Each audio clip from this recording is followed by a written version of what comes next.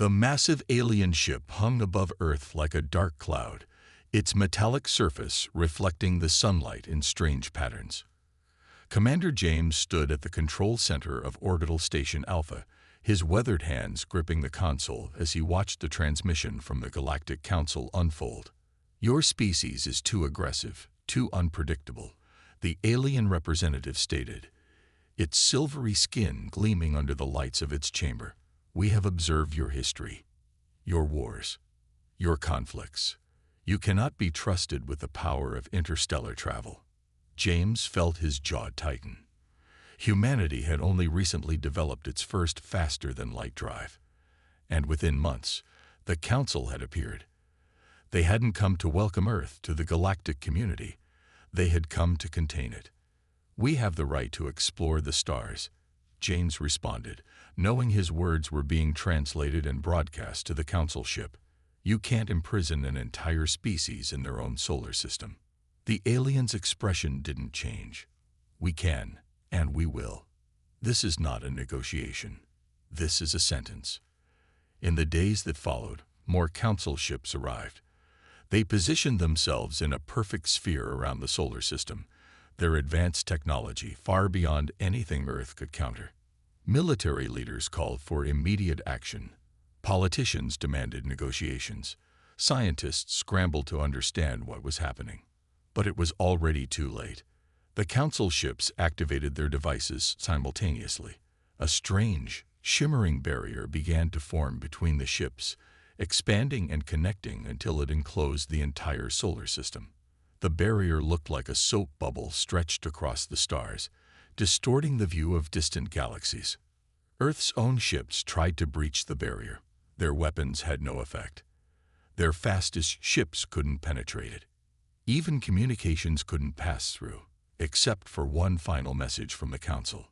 "You are contained. For the safety of the galaxy, you will remain in your solar system until you prove yourselves worthy, if ever. This is our final word." The Council ships disappeared into faster-than-light travel, leaving humanity trapped behind their invisible wall. Earth's most powerful telescopes could still see the stars beyond, but they were now as unreachable as they had been before the invention of space travel. Panic spread across Earth in the following weeks. The stock market crashed. Governments fell. Riots broke out in major cities. The dream of reaching the stars had been snatched away just as it had seemed within grasp. But Commander James saw something different when he looked at the barrier. He saw a challenge. In an emergency meeting of the United Earth Council, James stood before the world's leaders. His uniform was crisp, his posture straight despite the exhaustion of the past weeks. "They think they've imprisoned us," he said, his voice echoing in the silent chamber. "But they've just given us the greatest gift possible: time and motivation." The Council members looked at him with confusion. "We were rushing into space, scrambling to catch up with their technology. Now we have to do it our way. Build our own path to the stars. They think they know humanity's potential. They haven't seen anything yet." His words struck a chord. Slowly, the fear and anger began to transform into determination. Humanity had never responded well to being told what they couldn't do. The next day, the United Earth Council announced the formation of the Solar Development Initiative. Every nation would pool their resources, their brightest minds, and their determination into one goal: building a civilization within the solar system that would shame their jailers. As James watched the announcement from Orbital Station Alpha, he smiled. The stars beyond the barrier seemed to twinkle with possibility. The aliens thought they were protecting the galaxy from humanity. Instead, they had just challenged humanity to become something greater than anyone, human or alien, had imagined possible. The barrier shimmered silently in space, marking the beginning of humanity's greatest test. The race to prove themselves worthy of the stars had begun, but they would do it their way. Earth would show the galaxy exactly what happened when you tried to cage the human spirit. The exile had started, but it wasn't an end. It was just the beginning. 50 years had passed since the barrier went up. The old Earth was gone, transformed by necessity and ambition. Where once there had been nations competing for resources, now there was a unified solar civilization, reaching deeper into space with each passing year. Mark worked at the edge of human expansion, guiding his mining ship through the asteroid belt. The massive vessel's arms stretched out like a metal spider, carefully breaking down a spinning rock for its precious metals. He had been born in space, part of the first generation who had never felt Earth's gravity. "Control, this is Deep Miner 7, he called through the comm. "We've hit something unusual, an asteroid at 2245. The response came quickly. "Define unusual, Deep Miner 7. Mark stared at his scanner readings. "Metal. Refined metal. And it's old. Really old." Within hours, research ships arrived. What Mark had found wasn't just metal. It was the first proof that humans weren't alone in the solar system's history. Hidden inside the asteroid was an ancient alien outpost, abandoned millions of years ago. Dr. Linda, the lead researcher, floated through the alien corridors, her lights illuminating walls covered in strange symbols. "This changes everything," she whispered, her voice filled with awe. "The Council didn't just trap us in our solar system. They trapped us in a library." The discovery sparked a gold rush across the asteroid belt. Mining ships became research vessels. Every rock large enough to hold a secret was carefully examined. More ruins were found, each holding pieces of forgotten knowledge. But the biggest discovery came from Mars. Deep under the red planet's surface, in a canyon that had once held ancient rivers, they found it. A massive complex of alien machinery, still humming with power after millions of years. The Mars research team, led by Dr. Linda, worked day and night to understand its secrets. "It's not just technology," she explained to the Solar Council.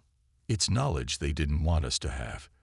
The aliens who built this, they were different from the Council, more advanced, and they left it all here, waiting for someone to find it." The ruins revealed technologies that the Council had never imagined, ways of manipulating energy, matter, and space itself that went beyond conventional science. The ancient aliens hadn't just left their machines, they had left their knowledge, preserved in crystals that could interface directly with human computers. Earth scientists worked tirelessly to understand these new concepts. Testing facilities were built in the orbit of Mercury, harnessing the sun's energy for experiments that would have been impossible on Earth. The colonies on Mars expanded as more researchers arrived to study the alien complex. But not everyone was focused on the ruins. Some, like Mark, looked to the future. The asteroid belt was transformed into a network of habitats and factories. Ships moved between planets carrying resources and people. The first children were born on Mars, their bodies adapted to its lower gravity. "We're not just surviving anymore," Mark told his crew as they watched a new habitat being assembled. "We're building something new, something better." The Solar Development Initiative had exceeded all expectations. Fusion power, perfected using knowledge from the ruins, provided endless energy. Automated factories in space produced materials that were impossible to create under gravity. The first steps of terraforming began on Mars, using techniques that would have seemed like magic 50 years ago. But the greatest change was in the people themselves. The children of space looked at the barrier not as a prison wall, but as a challenge to be overcome. They grew up learning both human science and alien knowledge, their minds open to possibilities that their ancestors had never imagined. As Dr. Linda stood in the alien complex on Mars, watching new discoveries being made every day, she thought about the Council and smiled. "They wanted to contain us," she said to herself. "Instead, they gave us time to become something more." The barrier still shimmered in space, unchanged after 50 years. But behind it, humanity was changing in ways that would shock their jailers. The Council had meant to imprison them, but they had locked them in with exactly what they needed to surpass their captors. The next 50 years would change everything. 100 years into humanity's exile, the solar system had become unrecognizable. Mercury, once a scorched wasteland, now gleamed with massive solar collectors that wrapped around its equator like a metallic belt. Their surfaces tracked the sun's movement perfectly, capturing enough energy to power humanity's entire civilization.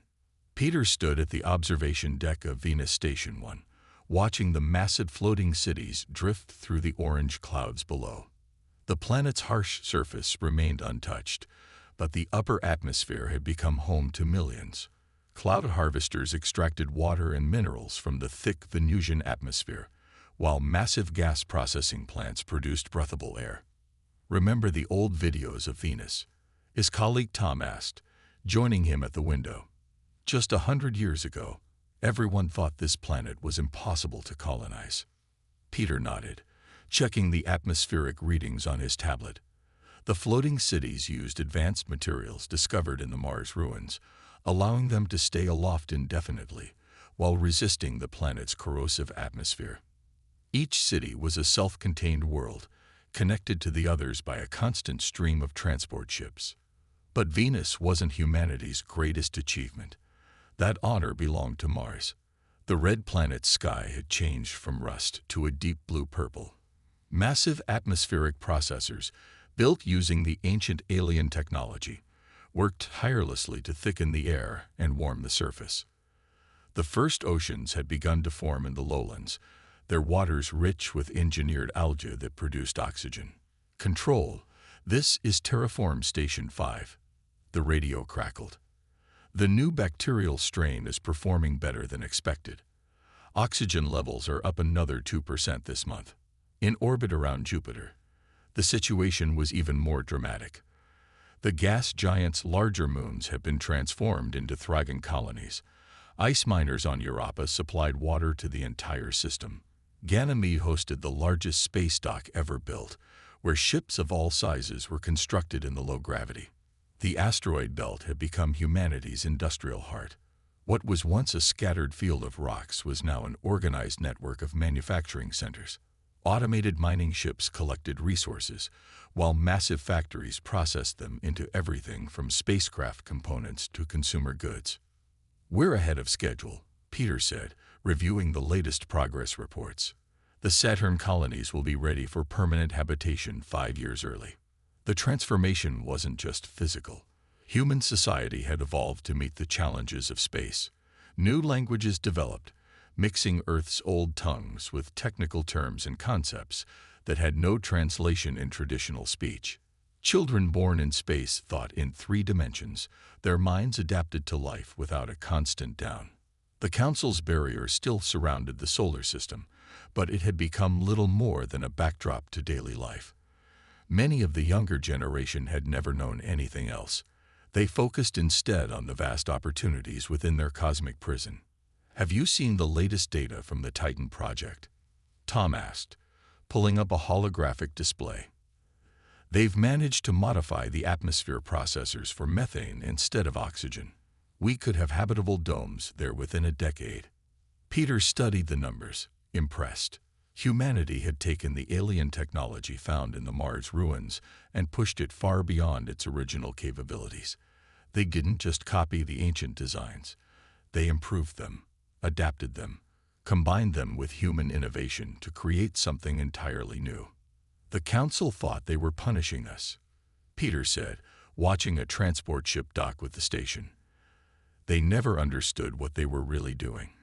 By forcing humanity to focus inward, to solve problems with only the resources of their solar system, the Council had created exactly what they feared most, a civilization that developed along completely different lines than their own. Human technology now worked on principles the Council had never imagined." As the sun set on Venus Station 1, casting the cloud cities in golden light, Peter thought about the future. The solar system was becoming crowded with human achievement. New habitats were being built every day. New technologies were being developed at an incredible pace. And somewhere, in research stations across the system, scientists were working on something the Council never expected, a way to break free of their prison using powers they had never imagined possible. The next phase of human development was about to begin. Dr. Emma stood in front of the holographic display, watching the simulation run for the 100th time. The barrier's energy patterns flowed across the screen like waves on a digital ocean. After 150 years, someone had finally found its weakness. "Run it again," she ordered, her eyes fixed on the data streams. The lab, hidden deep within Titan's research complex, hummed with power as the computers processed the simulation. The breakthrough hadn't come from studying the barrier itself. It had come from the ancient ruins on Mars, combined with a century of human innovation. The aliens who built those ruins had understood something fundamental about space and time that even the Council had missed. Dr. Emma, her assistant, called from another terminal. "The quantum readings match. It's not just a theory anymore. This is real." The discovery was elegantly simple. The barrier wasn't actually a wall. It was more like a lens, bending space in ways that made faster-than-light travel impossible. But if you could bend space in a different direction, one the Council had never considered, you could slit right past it. "Send the data to the Solar Council," Emma ordered. "Mark it urgent." Within hours, research centers across the solar system were buzzing with activity. The pieces had finally come together. Humanity had discovered not just a way around the barrier, but a completely new method of faster-than-light travel. They called it the Mirror Drive. In a hidden shipyard orbiting Jupiter, the first test vessel took shape. It was small, barely large enough for a crew of 3, but it carried humanity's hopes with it. Commander Allen stood on the observation deck, watching the final components being installed. "It's beautiful," he said, admiring the ship's sleek design. Unlike the Council's bulky vessels, this ship was elegant, built around principles of space manipulation that they had never imagined. The day of the test arrived. The small ship, named Breakthrough, positioned itself near the barrier. Sensors across the solar system turned to watch. This was humanity's first attempt to break their chains in over a century. "Mirror drive powering up," the ship's engineer reported. "All systems nominal." Emma watched from the control center, her heart pounding. The ship's engines began to glow with a strange, shifting light. Space itself seemed to ripple around the vessel. "Drive at full power," came the report, initiating breakthrough in 3, 2, 1. For a moment, nothing seemed to happen.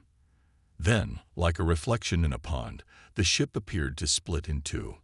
One image remained in place, while the other slid sideways in a way that hurt the eyes to watch. And then it was gone. Seconds stretched into minutes as everyone held their breath. Had it worked? Or had they just witnessed another failure? The answer came 3 minutes later, exactly as calculated. The ship reappeared, well beyond the barrier's range. "Breakthrough to control," Commander Allen's voice crackled through the comm. "The mirror drive works. We're free." Cheers erupted across every station, every colony, every habitat in the solar system. After a century and a half of imprisonment, humanity had found their way back to the stars. But Emma wasn't celebrating yet. She was already looking at the next phase of the plan. The mirror drive wasn't just a way past the barrier. It was an entirely new way of traveling through space, one that worked on principles the Council had never discovered. "Begin mass production," she ordered. "I want a fleet ready within 6 months." The Council had made a crucial mistake.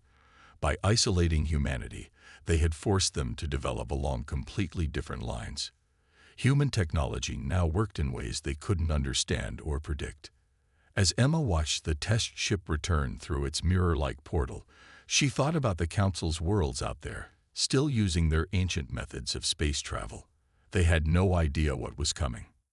"Send word to all colonies," she said. "Tell them to prepare.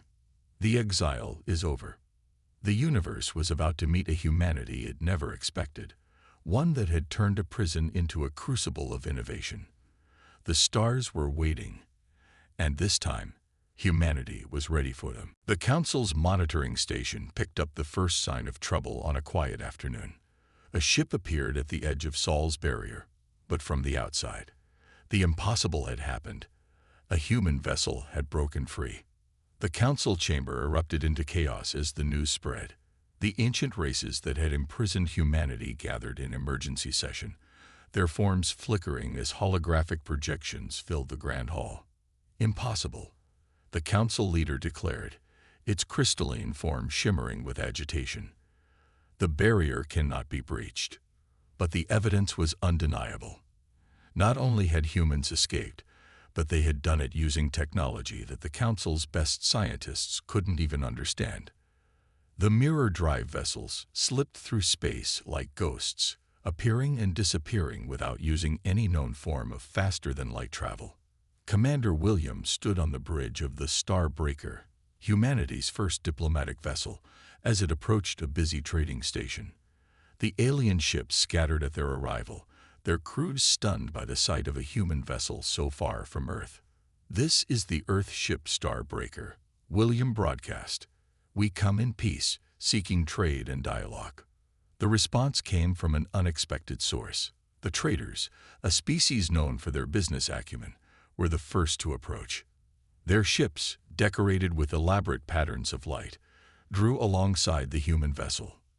"Your arrival was unexpected," the trader representative said, its translator converting its musical language, "but potentially profitable. We would hear what Earth has to offer." And Earth had much to offer. The centuries of isolation had forced humanity to develop technologies that the galaxy had never seen. Solar collectors that could power entire worlds, atmospheric processors that could transform hostile planets, and most importantly, the mirror drive, which made the council's transportation networks obsolete.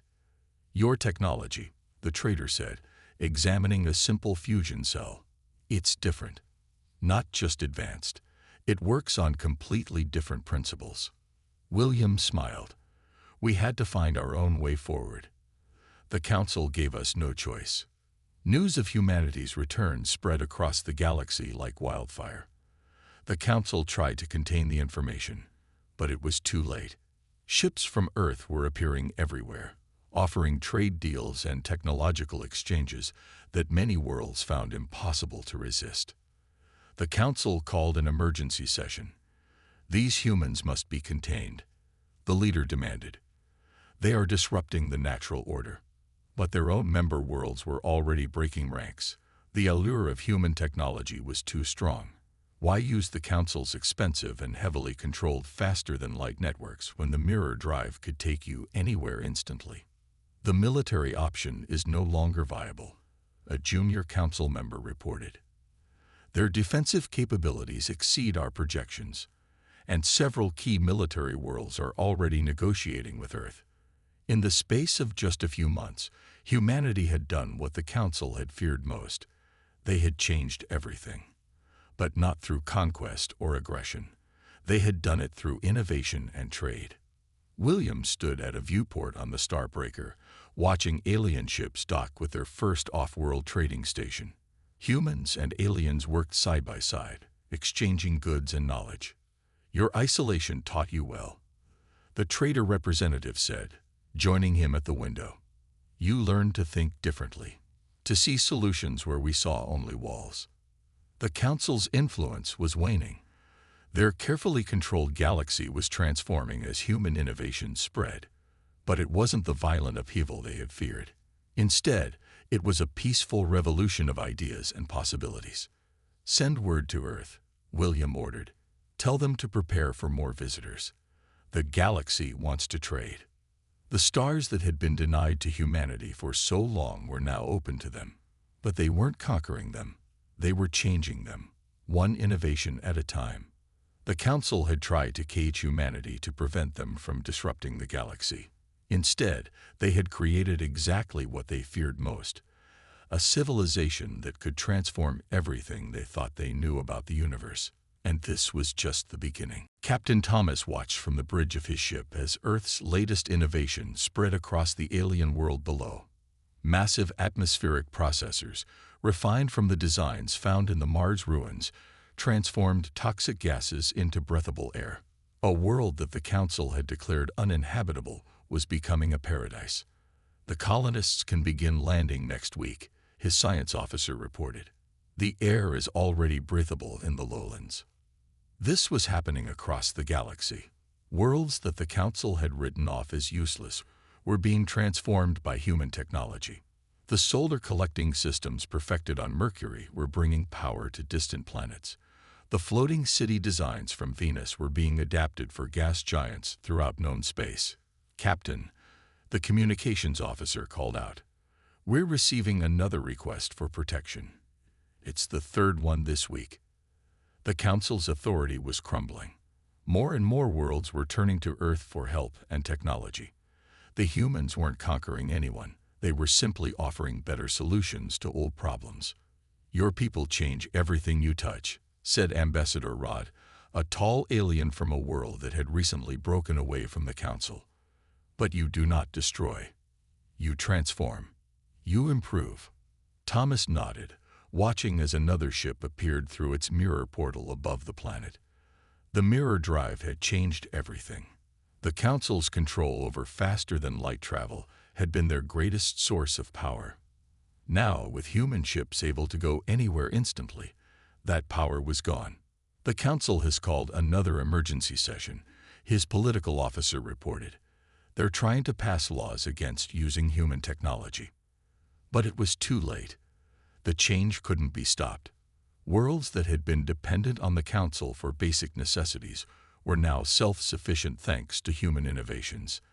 The careful balance of power that had kept the Council in control for millennia was falling apart. "They fear us more than ever," Thomas said, reviewing reports from across the galaxy. But not for the reasons they expected. The Council had feared human aggression, human warfare. Instead, they faced something far more devastating to their power: human innovation. Every solution humans had developed during their isolation now offered new possibilities that the Council had never imagined. On 1,000 worlds, human technologies were being adapted and improved. The Council's stagnant systems were being replaced by more efficient human designs.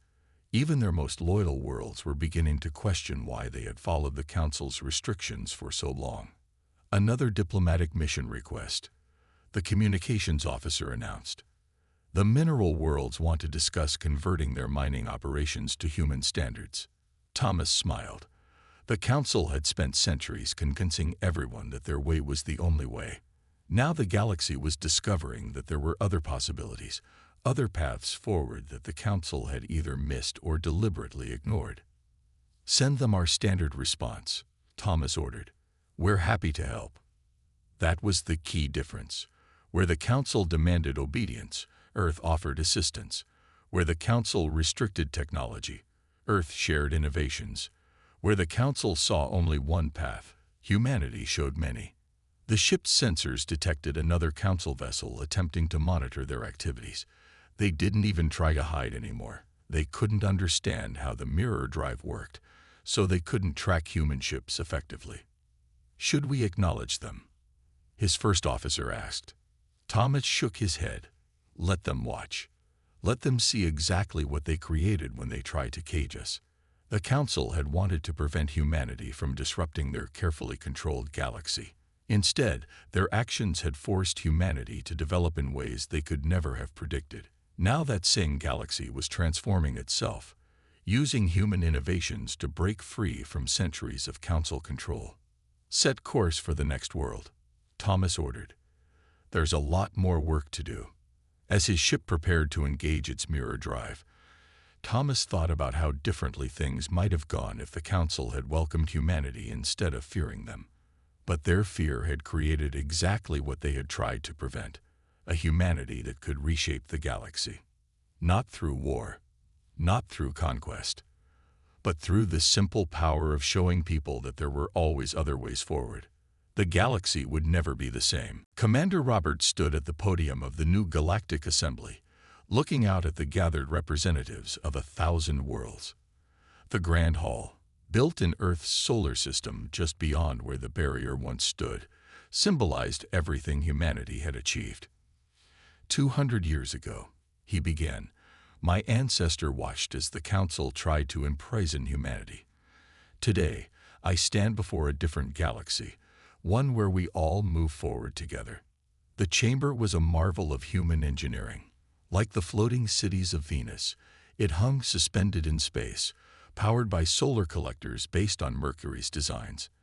Representatives from every known species filled the seats, including members of the former council. The old council leader sat in a simple chair now, its crystalline form dimmed with age. The absolute authority it once wielded was gone, replaced by a new system of cooperative governance that Earth had helped establish. "Your people have changed everything," the leader admitted during a private moment before the session. "But not in the way we feared. We expected conquerors. Instead, you became teachers." Earth's solar system had become the heart of galactic civilization. The barrier that once imprisoned humanity had been transformed into a memorial, its energy patterns now powering a massive transportation hub. Ships from across the galaxy arrived daily, using the mirror drive technology that Earth now shared freely. "The Mars Academy welcomes students from all worlds," Robert announced to the assembly. "Our universities, research centers, and training facilities are open to all who wish to learn." The ruins that had helped humanity break free were now part of the largest scientific research complex in known space. Scientists from every species worked together, combining their knowledge in ways the Council had always forbidden. "We've detected signals from beyond the galaxy's edge," a researcher reported during the session. "Using modified mirror drive technology, we could reach them within a year." The assembly erupted in excited discussion. The old council would have forbidden such exploration. Now, a joint mission was already being planned, with ships and crews from dozens of worlds. Venus had become a proving ground for atmospheric engineering, its successful transformation inspiring similar projects across the galaxy. Mercury's solar collection systems were being adapted for stars of different types. The asteroid belt industries now supplied resources to hundreds of worlds. "Earth remembers its isolation," Robert continued. "We remember how it felt to be caged, to be told we weren't ready for the stars. We choose a different path. We choose to share, to teach, to help others reach their potential." The former council worlds had integrated fully into the new galactic society. Their ancient technologies were being upgraded and improved through collaboration with human scientists. The rigid hierarchies of the past had given way to partnerships and mutual exchange.